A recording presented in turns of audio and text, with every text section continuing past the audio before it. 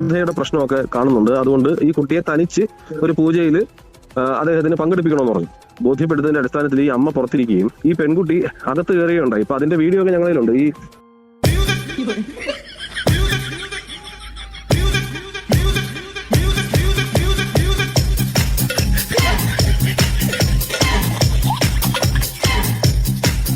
ഈ മുരാരി തന്ത്രി എന്നാണ് അത്ര ഇയാൾ അറിയപ്പെട്ടിരുന്നത്. ഇയാളൊരു ഓട്ടോറിക്ഷക്കാരനായ ഒരു കക്ഷിയാണ്.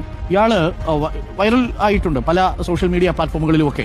ഇയാളുടെ യഥാർത്ഥ പേര് രാജൻ ബാബു എന്നാണ്. ഒരു ഓട്ടോറിക്ഷ ഡ്രൈവർ അങ്ങോട്ടായിരുന്നു. പിന്നീട് ഇയാൾ വിദേശത്ത് പോയി തിരിച്ചു വരുന്ന സമയമായപ്പോഴേക്ക് ഇയാൾ ഒരു തന്ത്രിയായിട്ട് സ്വയം അങ്ങ് പ്രതിഷ്ഠിച്ചു. നമുക്ക് ആ മുരാരി തന്ത്രിയുടെ കുറച്ച് തന്ത്രവിദ്യകളല്ല, തിരിച്ച് വിക്രിയകൾ ഒന്ന് കണ്ടിട്ട്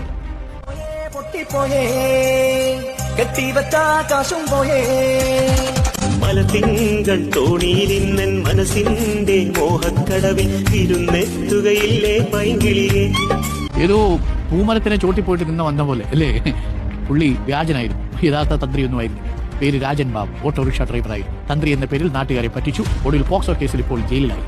അതാണ് വൈറൽ തന്ത്രി, ഇപ്പോൾ ജയിലിൽ തന്ത്രി.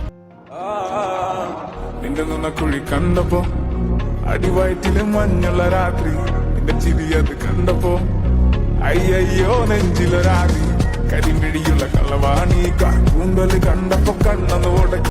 ഹായ്, ഹലോ, എല്ലാവർക്കും സ്വാഗതം. അപ്പോൾ നമ്മുടെ മുരാരി തന്ത്രിയുടെ ആ ഒരു റീൽസ് വീഡിയോ കണ്ടല്ലോ, അടിപൊളിയായിട്ടുണ്ടല്ലേ? ഡാൻസ് വീഡിയോ ഒക്കെ കൊള്ളാം. പുള്ളിക്കാരൻ 2026 കാല് ചുവട് വെച്ചപ്പോഴത്തേക്ക് അരങ്ങേറിയ ഒരു ഡാൻസ് വീഡിയോ ആയിരുന്നു അത്.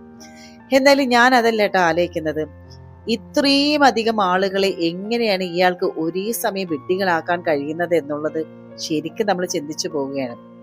മുരാരി തന്ത്രി ഇവിടെ പ്രയോഗിച്ച പ്രധാന ആയുധം എന്ന് പറയുന്നത് സോഷ്യൽ പ്രൂഫാണ്. അതായത് ഐഫോണുകളുടെ വലിയ ശേഖരം കാണിച്ചും സിനിമാ സീരിയൽ താരങ്ങളോടൊപ്പമുള്ള ചിത്രങ്ങളൊക്കെ പങ്കുവെച്ച് താൻ ഒരു വലിയ VIP ആണെന്ന് ധാരണ ഇയാള് സൃഷ്ടിച്ചെടുത്തു. ശരിക്കും സാധാരണക്കാരായ ആളുകൾ ഇയാളുടെ ഈ ഒരു ആഡംബരം കണ്ട് ഇത്രയും വലിയ ആള് കള്ളം പറയില്ലല്ലോ എന്ന് വിശ്വസിച്ചു പോയി കാണും. പക്ഷെ ആ ആഡംബരങ്ങളെല്ലാം ഇരകളെ വീഴ്ത്താനുള്ള ഒരു വെറും ചൂണ്ടക്കൊളുത്തുകൾ മാത്രമായിരുന്നു കേട്ടോ. ശ്രദ്ധയുടെ പ്രശ്നമൊക്കെ കാണുന്നുണ്ട്. അതുകൊണ്ട് ഈ കുട്ടിയെ തനിച്ച് ഒരു പൂജയിൽ അദ്ദേഹത്തിന് പങ്കെടുപ്പിക്കണമെന്ന് പറഞ്ഞു. ബോധ്യപ്പെടുന്നതിന്റെ അടിസ്ഥാനത്തിൽ ഈ അമ്മ പുറത്തിരിക്കുകയും ഈ പെൺകുട്ടി അകത്ത് കയറുകയുണ്ടായി. ഇപ്പൊ അതിന്റെ വീഡിയോ ഒക്കെ ഞങ്ങളിലുണ്ട്. ഈ കയറി പോകുമ്പോൾ ഏറ്റവും അവസാനം ഒരു ബെഡ്റൂമാണ്. ആ ബെഡ്റൂമിൽ ഈ പെൺകുട്ടിയെ ഇയാൾ എത്തിക്കുകയാണ് ഉണ്ടായത്. എത്തിച്ചിട്ട് ഇതിന്റെ ഉടുപ്പഴിക്കാൻ പറയുക. പറ്റത്തില്ല എന്ന് പറഞ്ഞ ആ പെൺകുട്ടിയുടെ കരണത്താണ് അദ്ദേഹം ആദ്യം അടിക്കുന്നത്. ആ കുട്ടിയുടെ ദേഹം മുറിയുകയും ആ ബ്ലഡ് ആ ഭിത്തിയിൽ പറ്റിയിരിക്കുന്ന വീഡിയോ ഉൾപ്പെടെ നമ്മളിലുണ്ട്. ഇദ്ദേഹം പെൺകുട്ടിയുടെ പുറകെ ഓടി വന്നിട്ട് പറയാ, പെൺകുട്ടിയെ തുടരുത്, ആ പെൺകുട്ടിയുടെ ദേഹത്ത് ബാധ കയറിയിരിക്കുകയാണ്, നിങ്ങൾ കെട്ടിപ്പിടിച്ചാൽ നിങ്ങളുടെ ദേഹത്തും ബാധ കയറുമെന്ന് പറഞ്ഞിട്ട് ഈ അമ്മയും കൂടെ പേടിപ്പിക്കാനാണ് ശ്രമിച്ചത്. ഇദ്ദേഹത്തിന് ഈ പ്രശ്നം വഷളാവുമെന്ന് കരുതിയിട്ട് ഇദ്ദേഹം ആ ജ്യോതിശാലയത്തിന്റെ പുറകെ. അതായത് ജ്യോതിഷം എന്ന് പറയുന്നത് വേദാംഗങ്ങളുടെ ഒരു ശാഖയാണ്. കൃത്യമായി ജ്യോതിഷം കൈകാര്യം ചെയ്യാൻ വരാടിക എന്ന് പറഞ്ഞാൽ കബഡി. ഈ കബഡി ശാസ്ത്രം എന്ന് പറയുന്ന കാപട്യശാസ്ത്രമാക്കി മാറ്റിയിരിക്കുന്ന ഒരുപാട് പേരുണ്ട്. അത് ഓരോരുത്തരുടെ വയറ്റിപ്പിഴപ്പിന്റെ ഭാഗമാണ്. ആൾക്കാർക്കുള്ള തെളിവ് എന്റെ യൂട്യൂബിലുണ്ട്, ലൈവില്. ആയിരക്കണക്കിന് മാതാപിതാക്കൾ വന്നിരുന്നിട്ട് അവരുടെ മക്കള് ഉപയോഗിക്കുന്ന സാധനങ്ങൾ അല്ലെങ്കിൽ അവരുടെ ജീവിതചര്യ ഒരാളുടെ ഒരു കാര്യം കേൾക്കാതെ പറയുന്ന ഒരാളാ. അങ്ങ് കാസർഗോഡ് മുതൽ കന്യാകുമാരി വരെ ഉള്ളവരെന്നെ കാണാൻ വരും. വിദേശ രാജ്യങ്ങളിൽ പോകുന്ന ഒരാളാ. അറബികൾ എന്നെ ഒരാളെയെങ്കിലും എന്റെ മുമ്പിൽ വന്നിരിക്കുന്ന ഒരാളെയെങ്കിലും വസ്തുനിഷ്ഠമല്ലാത്ത ഒരു കാര്യം പറഞ്ഞ് മുരാരി കബളിപ്പിച്ചു എന്ന് പറഞ്ഞാൽ നിങ്ങൾക്ക് കൃത്യമായിട്ട് ഇവിടെ തെളിവ് നേരത്താം. എനിക്കാണ് ജ്യോതിഷം തീർച്ചയായിട്ടും മുരാരി ജ്യോതിഷാലയം. കൊട്ടാരക്കര പുത്തൂരിൽ ബാധ ഒഴിപ്പിക്കാനെത്തിയ 16കാരിയെ പീഡിപ്പിക്കാൻ ശ്രമിച്ചു എന്ന പരാതിയിൽ ഒരു ജ്യോതിഷനെതിരെ പോക്സോ കേസ് വന്നിരിക്കുന്നു. വെണ്ടാർ സ്വദേശി മുരാരി തന്ത്രി എന്ന രാജൻ ബാബു. ഈ ഒരു കേസ് മാത്രമല്ല കേട്ടോ, സമാനമായിട്ട് ഒരുപാട് കേസുകൾ നമ്മുടെ കേരളത്തിൽ നടന്നിട്ടുണ്ട്. നമുക്കറിയാലോ, ഇലന്തൂരിലെ നരബലി കേസ് 2022 അരങ്ങേറിയത്. അതായത് ഭക്തിയുടെയും ഐശ്വര്യത്തിന്റെയൊക്കെ പേരില് ലീല എന്ന് പറയുന്ന സ്ത്രീയും അവരുടെ ഭർത്താവ് ഭഗവത് സിംഗും ചേർന്ന് ഷാഫി എന്ന വ്യാജൻ സിദ്ധന്റെ നിർദ്ദേശപ്രകാരം 2 സ്ത്രീകളെ കൊന്നു തള്ളിയത് നമ്മൾ കണ്ടതാണ്. മുരാരി തന്ത്രിയെ പോലെ തന്നെ പണമുണ്ടാക്കാൻ ഏതറ്റം വരെ പോകാനും മടിക്കാത്ത ഇത്തരം ക്രിമിനലുകൾ ആത്മീയതയെ ഒരു കവചമായിട്ട് തന്നെ ഉപയോഗിക്കുന്നു. പിന്നെ വേറൊരു പ്രമാണിയുണ്ട്, പാലക്കാടിലെ വ്യാജസിദ്ധൻ എന്ന പേരിൽ ഇറങ്ങിയ ഒരു നൗഷാദ് എന്ന് പറയുന്നത്. അത് ബാധ ഒഴിപ്പിക്കാൻ എന്നുള്ള പേരിൽ സ്ത്രീകളെ എന്ത് ചെയ്യും, ഇയാള് ലൈംഗികമായിട്ട് പീഡിപ്പിക്കുകയും പണം തട്ടുകയൊക്കെ ചെയ്ത് ഇയാൾ വർഷങ്ങളോളം ഒരു ആൾ ദൈവമായിട്ട് തന്നെയാണ് ഇയാൾ വിലസിയിരുന്നത്. പിടിക്കപ്പെട്ടപ്പോൾ മാത്രമാണ് പലപ്പോഴും ഇവരുടെ യഥാർത്ഥ മുഖം സമൂഹം തിരിച്ചറിയുന്നത്. അതുപോലെ തന്നെ അരീക്കോട്ടെ ബാധയൊഴിക്കൽ കൊലപാതകം എന്ന് പറയാം. അതായത് ബാധ ഒഴിപ്പിക്കാനായിട്ട് യുവതിയെ മർദ്ദിച്ചു കൊന്ന ഒരു സംഭവം കേരളത്തിൽ ഉണ്ടായിട്ടുണ്ട്, ഉടനീളം ഉണ്ടായിട്ടുണ്ട്. മുരാരി തന്ത്രിയുടെ മുറിയിലും കണ്ടെത്തിയ ഈ രക്തക്കറകൾ സൂചിപ്പിക്കുന്നത് ഏകദേശം അതുപോലെ തന്നെയാണ്. അതായത് കൃത്യസമയത്ത് പോലീസ് ഇടപെട്ടിട്ടില്ലായിരുന്നെങ്കിൽ ആ ഒരു 16 വയസ്സുകാരിക്കും സമാനമായിട്ട് വിധി തന്നെ ഉണ്ടായേക്കാം എന്നുള്ള ഒരു ഭയാനകമായിട്ടുള്ള ഒരു സത്യം തന്നെയായിരുന്നു അത്. എന്തുകൊണ്ടാണ് പലരും ഇത്തരം ക്രൂരതകളൊന്നും പുറത്തു പറയാത്തത്? അവിടെയാണ് ഈ തട്ടിപ്പുകാർ ഈ ഒരു ശാപത്തെ ഒരു ആയുധമാക്കുന്നത്.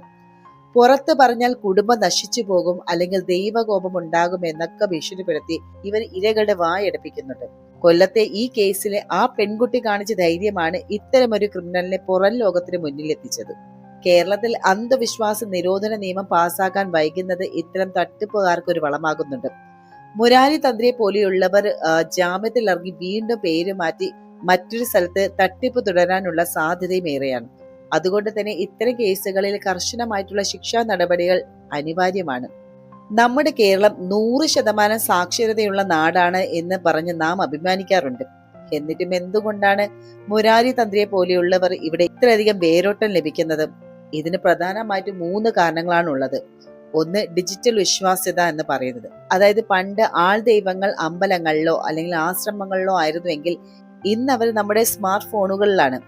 വെരിഫൈഡ് ലുക്കുള്ള സോഷ്യൽ മീഡിയ പ്രൊഫൈലുകളും ലക്ഷക്കണക്കിന് ലൈക്കുകൾ കാണുമ്പോൾ ആ വ്യക്തിയുടെ സ്വഭാവത്തെക്കാൾ ആ നമ്പറുകളെ നാം വിശ്വസിച്ചു പോകുന്നു. പിന്നെയുള്ളത് അതിവേഗ പരിഹാരങ്ങളാണ്. അതായത് ആധുനിക ജീവിതത്തിലെ സമ്മർദ്ദങ്ങൾക്കും സാമ്പത്തിക പ്രതിസന്ധികൾക്കും ശാസ്ത്രീയമായിട്ടുള്ള വഴികൾ തേടുന്നതിന് പകരം മന്ത്രവാദം കൊണ്ടോ അല്ലെങ്കിൽ ബാധയൊഴിപ്പിക്കൽ കൊണ്ടോ ഒറ്റ രാത്രി കൊണ്ട് മാറ്റാം എന്നുള്ള വാഗ്ദാനത്തിൽ നാം വീണു പോകുന്നു. പിന്നെ നമ്മുടെ ഉള്ളിലെ ഭയത്തെയാണ് ഇവർ വീണ്ടും ചൂഷണം ചെയ്യുന്നതല്ലേ. ചൊവ്വാദോഷം, കുടുംബശാപം എന്നിങ്ങനെയൊക്കെ പറഞ്ഞ് അവർ നമ്മളെ മാനസികമായിട്ട് തളർത്തുന്നു. തളർന്ന മനുഷ്യൻ എളുപ്പത്തിൽ ഇരയാക്കപ്പെടുന്നുണ്ട്. അതൊരു സത്യമാണ്. ഈ സംഭവത്തിൽ നിന്ന് നാം പഠിക്കേണ്ട പാഠവും ലളിതമാണ്. അതായത് നിങ്ങളുടെ വിശ്വാസം മറ്റൊരാൾക്ക് നിങ്ങളെ ചൂഷണം ചെയ്യാനുള്ള ലൈസൻസ് ആക്കരുത്. ആത്മീയത എന്നത് മനഃശാന്തിക്കാണ്, അല്ലാതെ മർദ്ദനമേൽക്കാനല്ല. ശാരീരികമോ അല്ലെങ്കിൽ മാനസികവുമായിട്ടുള്ള പ്രശ്നങ്ങൾക്ക് വേണ്ടത് ചികിത്സയാണ്, മന്ത്രവാദമല്ല. ഒരു കൈവിലങ്ങോ ചൂരലോ കൊണ്ട് ബാധയൊഴിപ്പിക്കാം എന്ന് പറയുന്നവർ ദൈവത്തിന്റെ പ്രതിപുരുഷനല്ല. അവര് വെറും ഒരു ക്രിമിനൽ മാത്രമാണ്. സോഷ്യൽ മീഡിയയിലെ തിളക്കം കണ്ട് ഒരാളുടെ പിന്നാലെ കണ്ണടച്ചു പോകരുത്. നമ്മുടെ യുക്തിയെ പണയം വെക്കാതിരിക്കുക എന്നതാണ് ഇത്തരം തട്ടിപ്പുകാർക്കുള്ള ഏറ്റവും വലിയ മറുപടി എന്ന് പറയുന്നത്.